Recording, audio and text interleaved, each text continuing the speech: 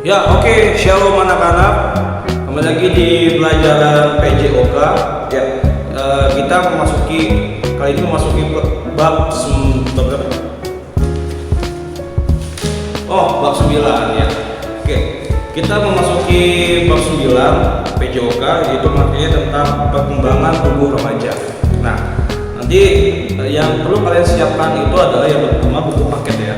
Buku paket. Kalian siapkan dulu buku paketnya.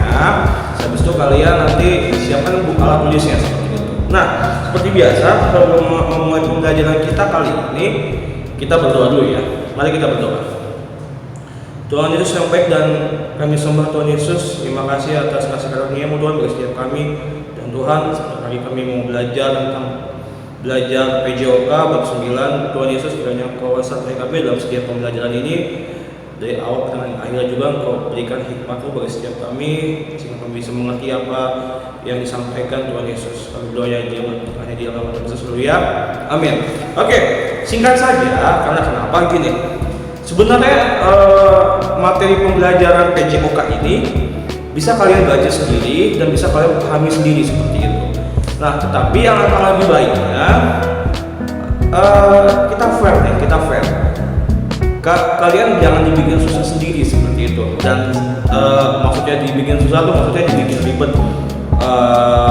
Jadi kayak kalian selama ini belajar hanya dikasih tugas, terus dikasih materi, dikasih tugas, dan kita tidak tahu apakah kalian mengerti atau tidak gitu. Jadi maksudnya saya nggak mau lepas gitu aja. Nah, ini masih tetap tanggung jawab saya sebagai seorang guru kalian, yaitu bagaimana berusaha supaya kalian bisa memahami lebih lagi. Jadi saya masih mempunyai rasa tanggung jawab. Saya tidak mau tiba-tiba kasih tugas supaya suruh baca aja gitu tugas, tidak. Karena itu menurut saya itu kurang fair gitu. Tiba-tiba kasih tugas habis itu kalian suruh baca aja. Sedangkan kalian ya kita nggak dikasih apa-apa sama gurunya seperti itu. Itu menurut saya, kalau menurut saya sendiri, saya tidak bertanggung jawab. Nah, saya dengan ada video pembelajaran tentang PJOK ini, meskipun kalian bisa baca sendiri di buku, saya tetap ada videonya. Karena kenapa? Ini adalah tanggung jawab saya seperti itu ya. Nah, ini adalah penjelasan mengenai bab 9 seperti itu. Kalian simak baik-baik.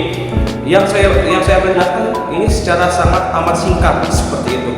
Dan mohon maaf bila videonya agak kurang bagus dengan video-video sebelumnya. Karena kenapa?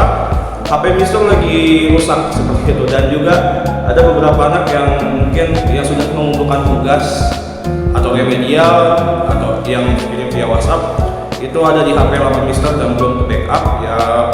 Mudah-mudahan saja HP-nya segera benar. Jadi curhat ya. Oke, lanjut saja bab 9. Itu judulnya tentang perkembangan tubuh remaja. Nah, jadi di kalian di usia kayak gini nih, yang usianya mungkin ya 11, 12 atau saya lupa usia SMP berapa sih seperti itu. Nah, ini nih adalah masa-masa saat ini kalian ini adalah saat remaja seperti itu. Nah, di saat remaja ini itu ada beberapa perubahan fisik kalian. Dari yang tadinya kalian kecil, kalian balita, habis dari tahap dari bayi balita, memasuki fase anak-anak, lalu memasuki fase remaja. Nah, ini SMP ini lah proses remaja. Nah, nanti akan banyak terjadi perubahan di SMP ini seperti itu. Nanti kita kalian pasti akan kaget.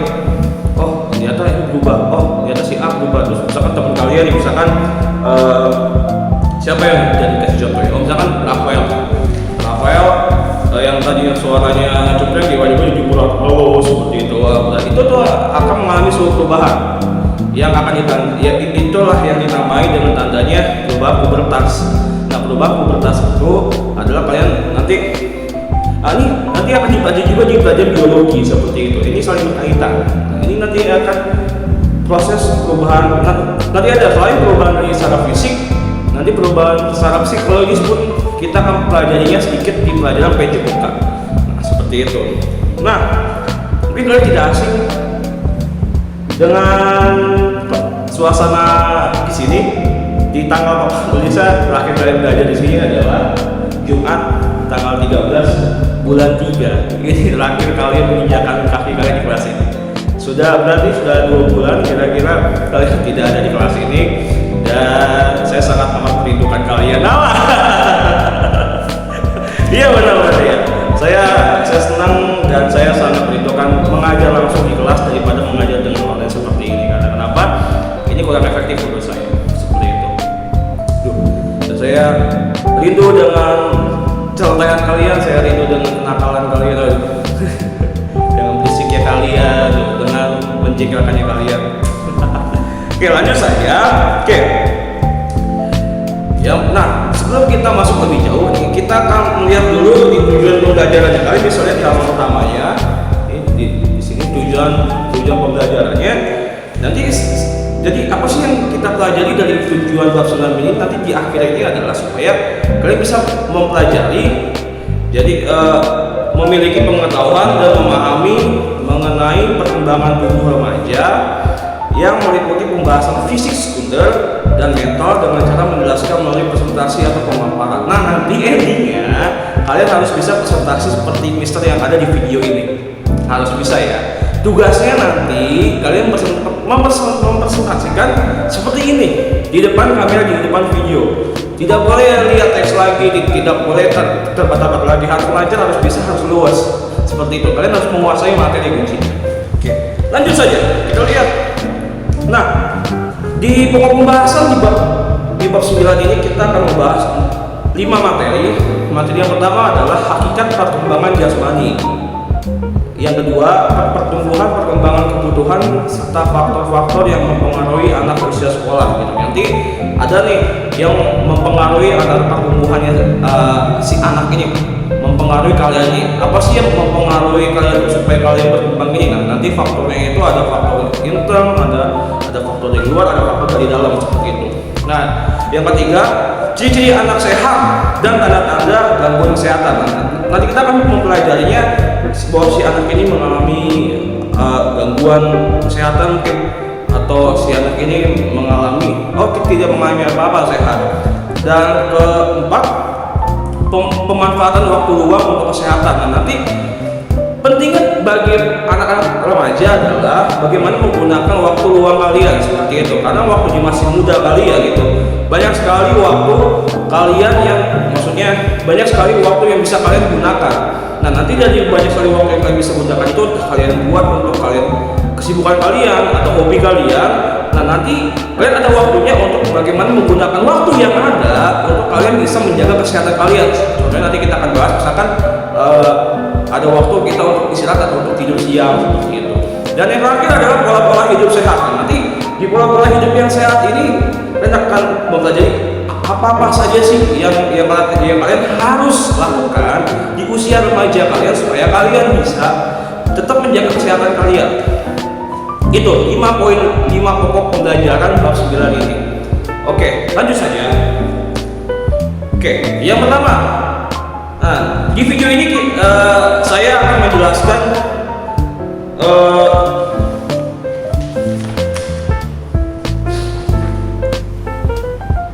dua dari materi dulu, dari materi A dan B.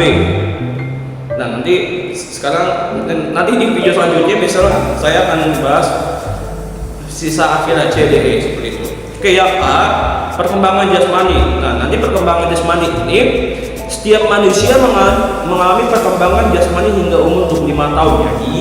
Jadi kalian kecil sampai kalian nanti umur 25 tahun, itu batas-batasnya kalian untuk mengalami terus proses perubahan fisik, perubahan pola pikir, perubahan apapun itu pada mentok-mentok umur 25 tahun. Misal bagaimana kalau setelah umur 25 tahun apakah bisa? Nah, itu dia. Di saat kalian sudah melewati umur 25 tahun, kalian akan mengalami kesulitan perubahan. Entah itu perubahan fisik, entah itu perubahan apapun. Karena kenapa? Karena proses dari metabolisme tubuh kita itu batas perubahan itu sampai umur 25 seperti itu. Itu perubahan cepatnya. Nah, apakah bisa kita tetap bisa berubah setelah melewati usia 25 tahun? Nah, kalau kalian pergi ke dokter atau atau dengan bantuan obat segala sesuatu bisa dilakukan. Misalkan gini, misalkan Johan orangnya gemuk gitu. Batas sampai umur 25 tahun kita nggak ada yang tahu nih apakah nanti Johan bisa sampai gemuk atau enggak nih. So kan mengalami perubahan, seperti itu mengalami perubahan. Nah, saya pun dulu waktu kecil kurus. Nah, terus tiba-tiba usia saya yang nanti di tanggal sekian di bulan Mei ini nanti umur saya 24 tahun. Iya, tanggal berapa misalnya? Ya. 24 tahun, nanti 1 tahun lagi masih ada kesempatan nih. Kesempatan apakah masih mengalami perubahan fisik. Nah, jujur nih di umur yang sekarang ini perubahan fisiknya masih saya rasakan, yaitu yang pertama perubahan dari suara ini saya selalu mengalami perubahan semakin berat dan habis itu di perubahan badan. Nah, nanti badannya ini nanti nggak tahu nih semakin gemuk atau apa. Dulu waktu kecil kurus, nah ini nanti sekarang gemuk kan, nggak tahu nanti umur 25 bisa sampai gemuk lagi. Nanti misalkan kayak Johan sampai umur 25 tahun nggak tahu nih masih gemuk atau enggak gitu. Nanti setelah batas 25 tahun itu, nah nanti itu bisa mengalami perubahan atau tidak, itu kalau dengan alaminya itu pasti itu sangat amat lama. Tapi kalau dengan bantuan dokter atau obat itu cepat. Misalkan Johan minum obat pelangsing, obat pengurus badan setelah umur 25 tahun, ya itu cepat itu. Misalkan pergi ke dokter apa, terus mengalami apa, itu cepat. Tapi proses alaminya itu sampai 25 tahun. Oke, lanjut. Pertumbuhan jasmani dan kecerdasan dipengaruhi oleh beberapa faktor. Nah, nantinya akan ada beberapa faktor yang akan kita pelajari. Nah, di sini di buku kalian lihat yang poin-poin yang dikasih tanda biru itu ada faktor keturunan, ada faktor pembawaan, dan yang ketiga faktor luar. Ini adalah beberapa faktor yang kalian pelajari itu yang bisa mempengaruhi perkembangan kalian seperti itu. Nah, kita akan bahas ya yang pertama faktor keturunan. Nah, kalian bisa simak di buku kalian faktor keturunan ini. Artinya bila orang tua memiliki postur tubuh besar, mungkin sekali anak-anaknya juga besar. Nah, ini jadi misalkan faktor keturunan, misalkan orang tuanya ada yang tinggi, nah nanti anaknya ikut tinggi nih. Ada yang misalkan orang tuanya dia gemuk, nanti anaknya ikutan gemuk. Terus paling contoh sederhananya adalah misalkan mama kalian rambutnya ikal atau keriting, pasti nanti anaknya juga ada yang kena turun anaknya ikal atau keriting.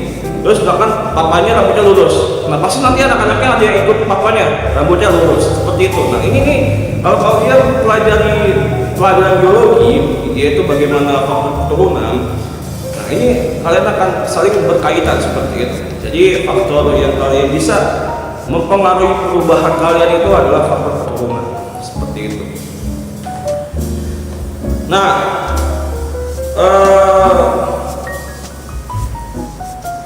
faktor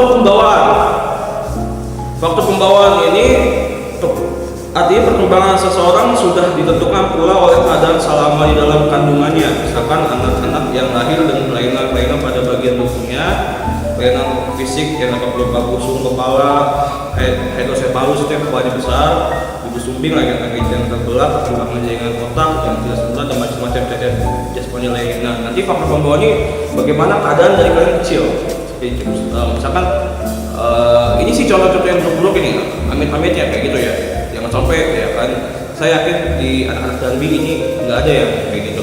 Misalkan faktor pembawanya ini dari kecil dia punya kelainan, misalkan sakit apa, misalkan sakit paru-paru basah. Terus nanti kalau udah sampai gede si anak ini tangannya suka keringetan basah kayak gitu. Terus misalkan dari kecil si anak ini dikasih susu. Saya pernah ketemu satu kasus yang si bayi ini nggak bisa ketemu yang namanya susu sapi, seperti itu, bawaan yang nggak tahu kenapa, hingga sampai udah gede dia nggak bisa minum susu sapi. Kalau dari kecil dia harus minum ASI, kalau nggak susu yang tidak dari susu hewani tapi susu nabati, seperti itu. Ini ada nih faktor bawaan dari lahir. Jadi ada kelainan genetika yang dialami pada waktu dia di masa kandungan di dalam rahim ibunya, seperti itu. Ini faktor pembawaan nih. Padahal di orang tuanya nggak ada tuh, nggak ada. Jadi misalkan orang tuanya nggak ada alergi susu hewan, nggak ada. Misalkan orang tuanya nggak ada kainan apa-apa, tapi pas si anaknya waktu di dalam kandungan mengalami perubahan, ini si anaknya nanti akan kebawa sampai besar ya. Misalkan yang kayak tadi juga, misalkan kalau ada yang di sini langit-langit terbelah, terus perkembangan jaringan otak yang tidak sempurna seperti itu, misalkan si anaknya dari lahir kurang sempurna sampai besar pun nanti itu akan kebawa. Dan faktor luarnya adalah yang ketiga, faktor luar. Faktor luar ini penting sekali diperhatikan jika akibat faktor keturunan dan faktor pembawaan manusia tidak dapat berbuat banyak, maka manusia pada akhirnya dapat mengalami faktor luar yang sangat berpengaruh ke perkembangan jasmani. Nah, nanti di faktor luar ini maksudnya apa? Jadi misalkan tidak hanya faktor yang dari keturunan dari ibu bapaknya atau nenek kakeknya itu bisa, terus dari kandungan dan sebesar itu nggak ada. Nah, bisa jadi faktor yang mempengaruhinya itu dari faktor luar, yaitu dari keadaan gizi. Misalkan di keadaan gizinya itu si anak ini kurang mendapatkan gizi yang baik, ini pada saat gedenya dia akan mengalami penyakit seperti itu. Pokoknya keadaan gizi, asupan yang kita terus makan, asupan yang kita terus terima itu mempengaruhi proses kita ke depannya gimana. Ini faktor dari luar. Contohnya misalkan kayak gini, dari kecil kalian dikasih minyak ikan, dikasih susu yang terbaik seperti itu. Nah, nanti pada saat kalian besar, kalian akan pintar, kalian akan cerdas gitu. Padahal dari kedua orang tuanya tidak terlalu pintar amat, tapi saya ini sangat pintar. Nah, itu faktor luar loh, dari gizi seperti itu. Yang kedua, gangguan kesehatan. Nah, ini maksudnya adalah lihat yang B, gangguan kesehatan ya. Nanti ada misalkan si anak ini kena penyakitnya di umur sekian, harus misalkan di umur 9 tahun, terus ini akan terbawa sampai besar penyakitnya. Contohnya misalkan si anak ini kena penyakit mah. Nah, ini paling simpelnya gangguan kesehatannya mah nih, karena umur 9 tahun kena penyakit mah. Nah, nanti akan terbawa sampai besar, itu akan mempengaruhi penyakit mah gitu. Jadi yang tadinya makannya sembarangan gemuk, terus tiba-tiba kena penyakit mah, tiba-tiba makannya dijaga supaya dia kurus. Ya, ini mempengaruhi perkembangan fisik si anak seperti itu. Dan yang terakhir itu dari rangsangan. Nah, rangsangan ini lihat ya, dengan latihan jasmani atau berolahraga, jasmani akan dirangsang untuk tubuh menjadi lebih kuat dan sehat. Nah, nanti dari rangsangan-rangsangan ini adalah dari gerakan-gerakan motorik kalian. Seperti itu, misalkan kalian olahraga, kalian apapun itu mempengaruhi perkembangan tubuh kalian. Kalau tubuh kalian jarang dilatih olahraga, ya contohnya simpelnya gini lah. Misalkan Angel jarang aktivitas gitu, nanti gerakannya kedepannya akan kaku seperti itu. Terus misalkan Nathan suka olahraga nih, terus nanti kedepannya akan mempengaruhi keadaan fisiknya, gerakannya akan fleksibel, lincah seperti itu. Ini ya, itu berikut adalah bagian A-nya. Bagian B-nya, nih, pertumbuhan, perkembangan, kebutuhan serta faktor-faktor yang mempengaruhi anak usia sekolah. Bagian B-nya, nah, ada beberapa tahap yang akan mempengaruhi, maksudnya perubahan-perubahan apa saja yang akan terjadi pada diri kalian. Jadi pertumbuhan, perkembangan, kebutuhan serta faktor-faktor yang mempengaruhi anak usia sekolah. Nanti ada beberapa tahap. Nah, terus habis itu di umur 6 sampai 14 tahun adanya perkembangan jasmani, perkembangan jiwa, emosi, sosial, dan intelek, kebutuhan dan faktor-faktor yang mempengaruhi gitu. Jadi maksudnya apa sih? Saya masih belum ngerti ya. Oke, simak baik-baik ya. Mohon maaf bila misal agak cepat karena durasi video. Jangan sampai kalian kehabisan kuota gara-gara menonton video Mister yang terlalu panjang-panjang. Mungkin di antara kalian ada yang ngomong, jangan videonya, kuota gua habis. Makanya ini secara singkat-singkat saja. Nah, nih di umur 6 sampai 14 tahun ini, jadi faktor-faktor itu yang di perkembangan jasmani ya, perkembangan jasmani ini lambat nih. Terus habis itu adanya pertumbuhan bola mata. Wow, jadi yang tadi matanya mengecil besar gitu. Si sehingga akan ada kemungkinan terjadinya gangguan penglihatan pada masa. Nah, bahaya nih, berarti kesimpulan kalian harus menjaga mata kalian nih, karena akan ada perkembangan perubahan bola mata pada saat remaja ini. Nanti bagaimana kedepannya kalian nanti matanya, mungkin di saat remaja ini saya sarankan jangan sampai kalian terlalu banyak melihat ke layar, itu gadget, itu laptop, itu TV gitu, karena itu akan mempengaruhi. Bisa aja kalian yang tadi matanya normal, gedenya minus, karena di sini di umur 6 sampai 14 tahun ini rawan, karena di sinilah masa-masa perubahan bola mata kalian. Gitu. Habis itu kerangka tulang belakang serta ligamen masih lemah. Tuh, lihat di poin 3-nya nih, yang di nomor 1 yang perkembangan jasmani, lihat di poin 3-nya, sehingga perlu dijaga sikap duduk. Nah, jadi ini yang tulang belakang ini mempengaruhi bagaimana kalian tadi ke depannya nih, karena di tulang belakang kali ini masih sangat lemah. Ini kalau boleh kalian tahu nih, Mister ini karena waktu usia remaja melakukan pola duduk yang salah karena terlalu menunduk dan membungkuk gitu, sehingga akhirnya ini akan terbawa sampai besar. Jadi kalau kalian lihat posisi belakang saya itu agak membungkuk seperti itu, karena ini terbawa daripada saat umur remaja kebiasaan. Contohnya nih, ini real seperti itu. Dulu nggak kayak gini tulang belakang bisa.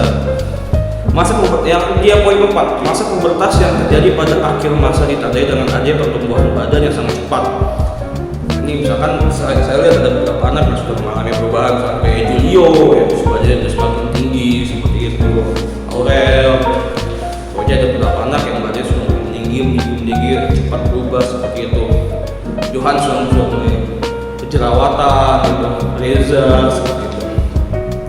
Yang kelima, telah tampak tanda-tanda permulaan masa adolescensia, masa remaja pada anak-anak laki-laki, suara-suaranya membesar. Ini ada satu anak nih yang saya lihat ada perubahan, yaitu Julio, suaranya belum berubah. Sedangkan pada anak perempuan membesarnya buah dada serta head pertama. Jadi pada saat kalian SMP, inilah wajib saat-saatnya nanti pada anak perempuan itu akan mendapatkan head pertama seperti itu. Kayak kalian nanti untuk yang anak perempuan, ada persiapan diri kalian, jangan kaget seperti itu.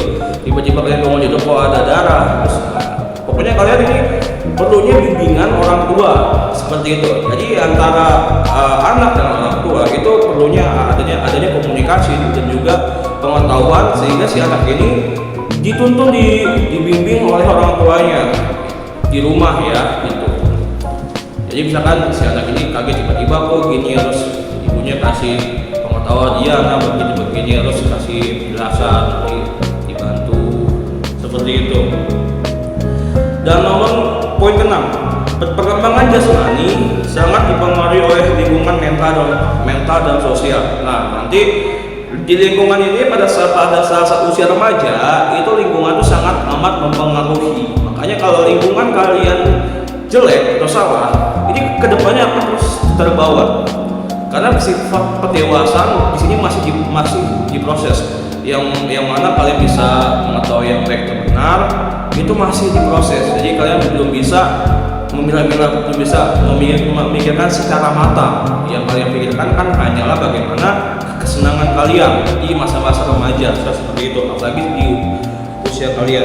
Nah, ini ada tabelnya nih yang di bawah, ciri-ciri kelamin sekunder anak perempuan, ciri-ciri kelamin sekunder anak laki-laki. Kalian mulai baca, ingat ini bukan menjadi hal yang tabu. Karena kenapa? Sekali lagi saya tekankan, ini bukan menjadi hal yang tabu. Ini adalah ilmu pengetahuan yang harus kalian miliki, yang kalian harus ketahui bahwa kalian mengalami perubahan fisik yang kalian seharusnya ini kalian tahu. Contohnya gini nih, contohnya di anak perempuan itu adanya payudara mulai tumbuh membesar, lonjakan tinggi badan, tumbuhnya rambut kemaluan, lonjakan kekuatan, puncak lonjakan tinggi badan, menstruasi pertama, pertumbuhan buah dada tuntas, dan tinggi badan dewasa tercapai. Ini buat yang perempuan.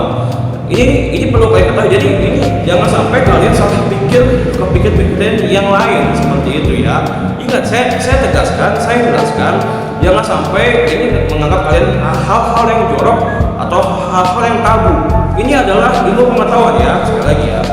Nah, terus di ciri kelamin sekunder anak laki-laki. Nah, ini nanti ini di tabelnya salah nih, masa apa perempuan, harusnya perempuan laki-laki.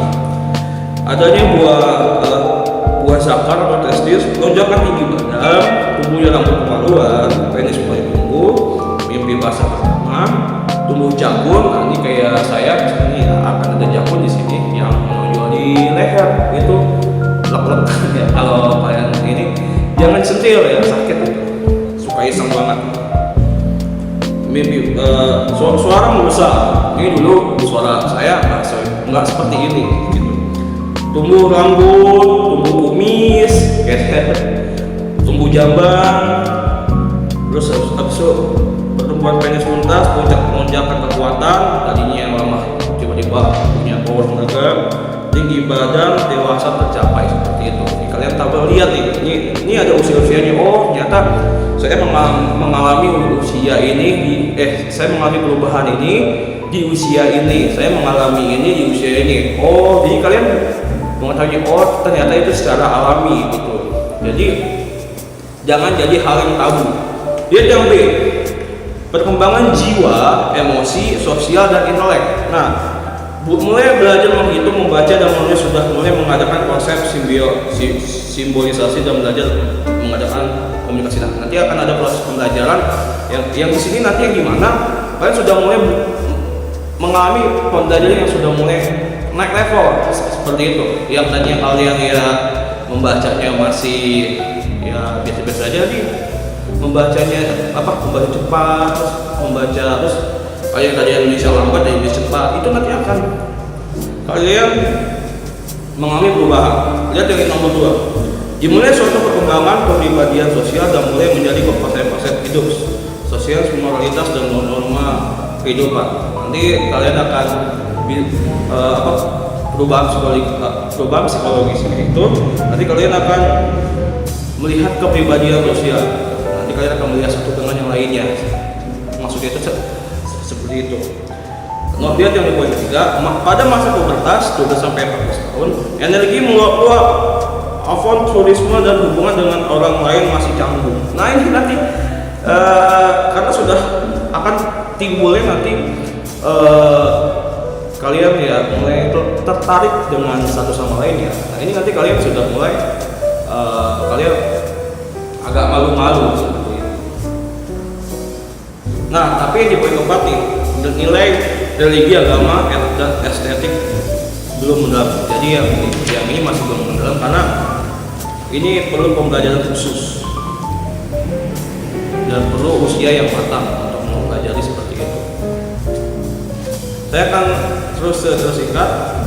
C, kebutuhan gizi makanan, habis itu adanya latihan olahraga dan istirahat yang cukup. Dan habis itu ada faktor-faktor yang mempengaruhinya, ada faktor gizi, ada lain disebabkan oleh faktor emosional, penyakit, masalah gigi berupa antara malnutrition dan coding. Misalnya ini apa sih ya? Ini nanti ya simpel ya masalah gigi ini nanti akan ada pertumbuhan gigi susu, adanya pelubang gigi atau apapun itu. Terus yang keempat, kontak lingkungan lebih luas sehingga dapat menimbulkan efek anak berbagai ringan. Nanti yang namanya kalian ingin dilihat itu yang aja saatnya kalian ingin menunjukkan siapa diri kalian, ini nih akan kalian hadapi seperti itu. Nah, masa adolescensia, masa remaja, kalian lihat di halaman 152 di nomor 2-nya. Ini ciri-ciri dan sifat tumbuh kembang pada masa adolescensia, masa remaja terkait di kelompok seperti berikut. Ini akan ada perkembangan jasmaninya, terus akan ada perkembangan jiwa, emosi, sosial dan inteleknya.